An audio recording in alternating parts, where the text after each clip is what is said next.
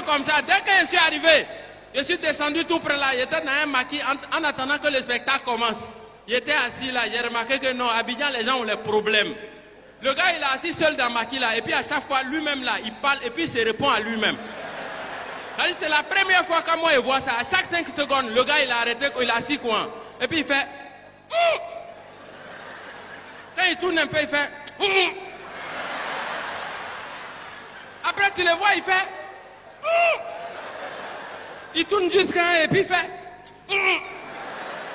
Donc tous les clients du maquis voulaient aller se rendre compte de ce qui se passe.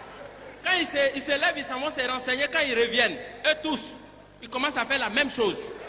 Ils sont contaminés automatiquement.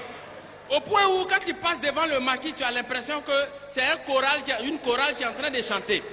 Tu as l'impression que c'est orchestre. C'est moi seul, je ne faisais pas ça. Donc, je me suis levé pour aller voir le gérant, pour savoir de quoi il s'agit. Quand j'ai vu le gérant, j'ai dit, mon ami, où? Ton client qui est là-bas, là.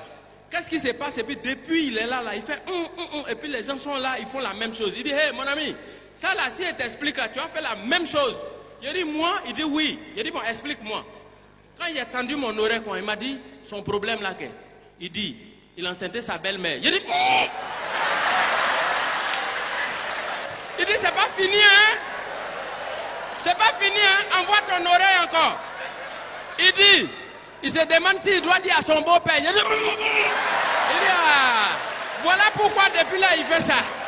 Voilà. Oh, toi tu es, hein?